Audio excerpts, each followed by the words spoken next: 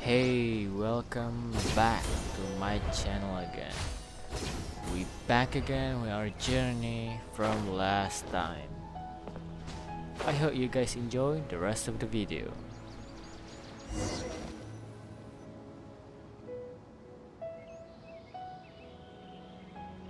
Alright, let's continue our conversation here, shall we? Oh yeah. To be honest, I hadn't realized that you're that honorary knight from Mondstadt until Collei told me just now. I've also heard all about your deeds in Liyue and Inazuma. Wow. So, just to clarify, what I'm about to tell you about Collei is not because of who you are or your past feats. Instead, I am going to tell you because, well, because Collei asked me to. Guess you really want us to know. And honestly speaking, I was against Collei revealing her past to you. Why? But she insisted, saying you two treated her with sincerity and as a friend. So now she wishes to reciprocate the gesture. Okay. So, Tighnari, what exactly is wrong with Collei? You said this is something she's been dealing with for some time. Just how serious is it? Right. Ever since she was a child, she's been afflicted with a disease called Elazar. Elazar. In the comic, Elazar is a very deadly disease or symptom where the person becomes stone or something. It's very gruesome in the comic. Very dark. Elazar? Yes, it's a disease unique to the lands of Sumeru. It is characterized by dark and hardened scales that form on the body. See? It make your body become something like a rock, and you also become harder to move because some of your body isn't At moving first, very well. the afflicted may only feel mild numbness on the affected area of the skin. However, as the disease progresses, one may begin feeling fatigued and even experience peripheral paresthesia. Ooh, paresthesia. Paralyzed? In its final stages, the disease strips a person of the ability to control their own body, and they effectively become completely immobile. Oh, damn. That sounds terrifying. They lose all control of their body. Yeah, in the comic they tell it as well. Wait, hold on. So when Collei seemed to be acting a little clumsy earlier, it was because... Yes, Spyman. It was not because he's clumsy. It's because of a symptom. Correct. That would be the effects of Elazar, which is precisely why I do not want her carrying or holding anything, lest she ends up hurting herself. See? That's why I was not gonna talk about it. So is there any cure for Elazar? With appropriate treatment, the disease can be effectively controlled before it progresses to a more serious stage. However, there is unfortunately still no true cure for Elazar. Effectively control, but not cure. That's the sad part for me. Nevertheless, Collei's mother still hoped that there was something out there.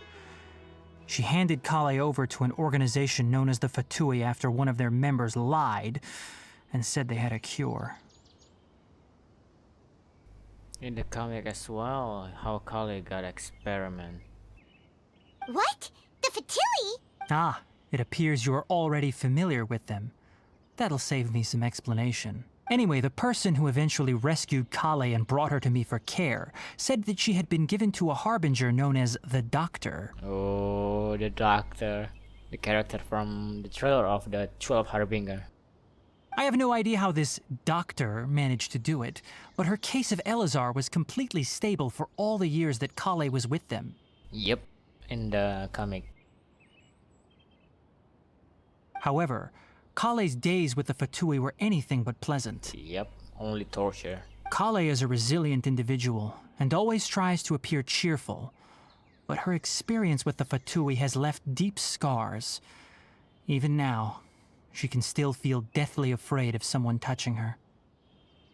Oh, Paimon had no idea Collei's been through so much suffering.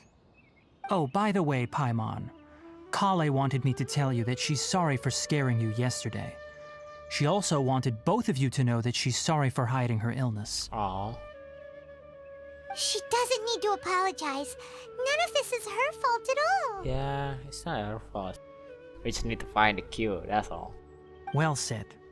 I hope you'll get a chance to tell her that in person the next time you see her. Yeah, we're gonna see her next time. Collei once thought that it would be impossible for her to have any real friendships. Aw. I trust that you two will never let my trainee experience such emotional pain again. Of course not. Don't worry, Tighnari. We'll take good care of her. How Collei condition now? Well, it's not too serious at this point. She overexerted herself the last couple of days, which is what led to her breakdown this time. As long as she has taken her medicine and gets plenty of rest, she should get better. Oh, that's good. Not that bad. She can just rest, get some medicine. Though, I must admit that Collei's condition was much more stable when she first arrived here in Gandharvaville. I guess before she got treated by that doctor. She was interested in the work of the forest rangers the moment she saw us. I could see that she was serious about learning, so I felt compelled to ask her to join us. The forest ranger because you wanna be a ranger because of Amber, because Amber also is a ranger from Mondstadt. Her stamina has gotten much worse recently. Though a moderate amount of physical exercise is always necessary, I'm afraid the long-distance patrols are a little too much for her now. But she really want to become a forest ranger.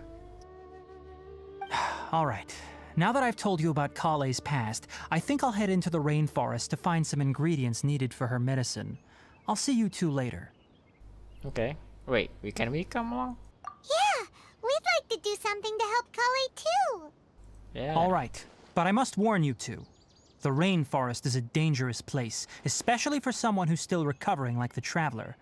You must follow closely and listen to every instruction. Ooh. No problemo. Okay. Let's go then. We'll be looking for a plant known as lunar lotus. It's often used to help those afflicted with Elazar recover their energy. Oh, I see. But what is that small word here? Nilotpala. Nilotpala lotus? Is that what you want to say? Hey, Tighnari? Where exactly are we going to find this plant? Lunar lotus can be found all over the rainforest, but it often grows right here around Gandharvaville. Given the name, it sounds like we should be looking for it in the water. You are correct. Lunar lotus grows in the water. When fully matured, they look like giant blue flowers floating on the water's surface. Quite an attractive species, if you ask me. The large petals are actually the plant's leaves and sepals, which surround a very small flower. You should note that many of the plants found in Sumeru have names that are contrary to their species. Take the Kalpalata, for example. The plant is not a lotus at all, but rather a vine. And then there's the Sumeru rose, which is not a rose, completely contrary to its name. Wow. Oh, huh. Okay then. So many Note to information. Tighnari, never bring up the topic of flowers with Tighnari. Yep. Too much information. You can't handle it. Okay. I really wanna try to get this last mission. After that, I'm gonna stop there because I'm a little bit tired and I'm gonna edit this video again. I'm gonna a little bit change, put subtitle.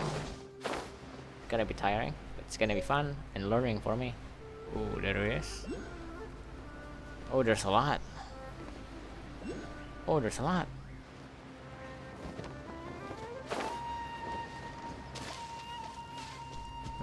Okay.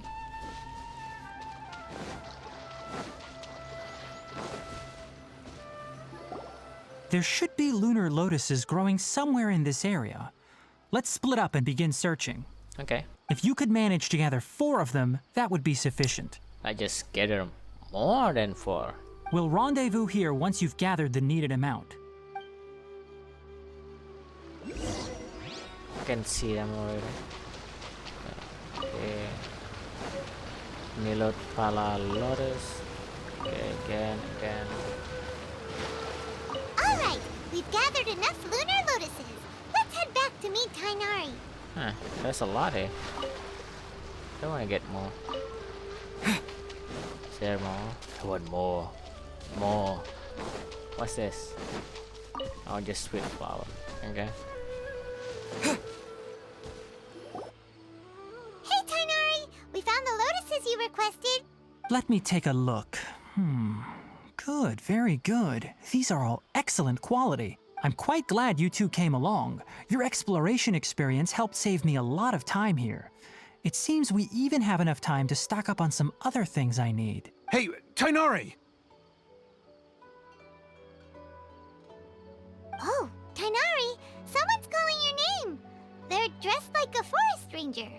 Ah yes, that's Amir and the others. But didn't they just set off not too long ago? What are they doing back so early? Let's go find out what's going on.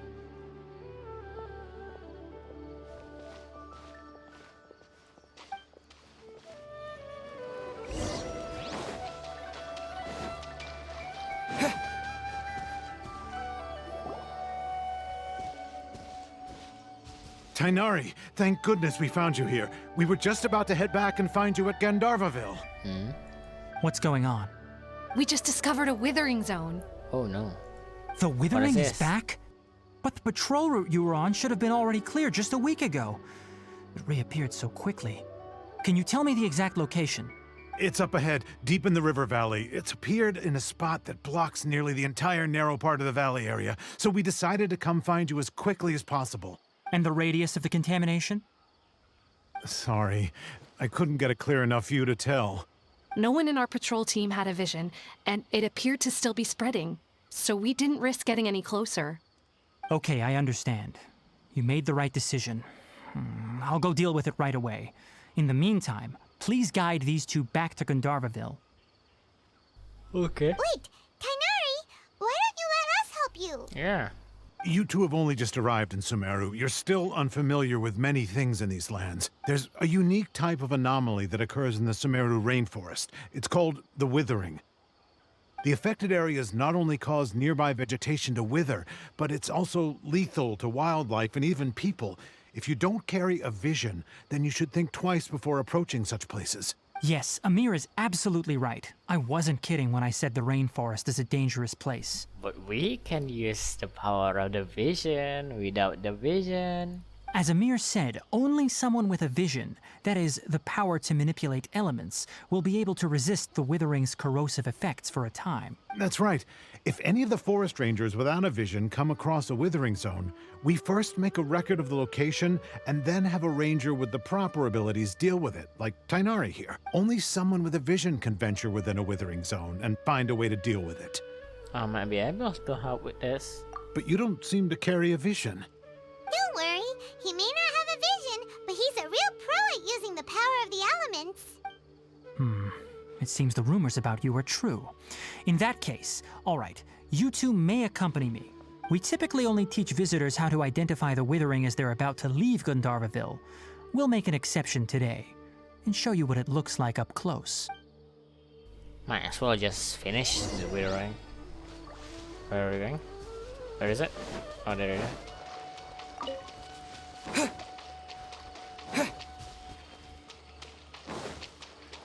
Oh, there it is. Didn't see.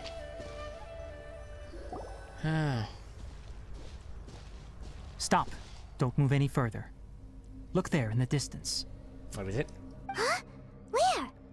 Oh, look! Those plants have withered.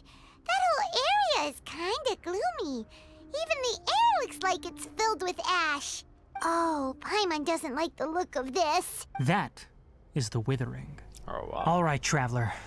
We're going to have to enter that Withering zone. Once inside, we'll need to look for what we call tumors of the Withering. If we eliminate those, then the area will be safe. Sorry. Thank you. But I must warn you. Don't push yourself. This is your first time handling this sort of thing, after all. Gonna try my best. Even with elemental powers, once you step inside the Withering Zone, you may experience extreme discomfort. If at any point it becomes too much, return outside the zone and take a breather. it could become a matter of life and death. You ready then? Let's go. Okay.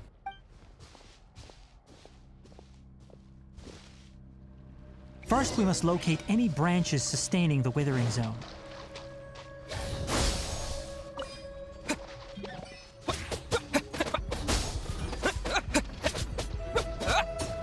Light it up! Let's roll!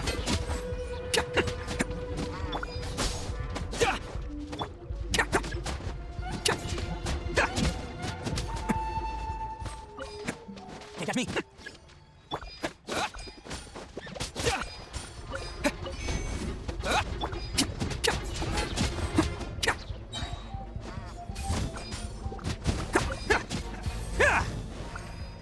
Great work. Now that all the branches have been cleared, we'll need to take care of the tumor.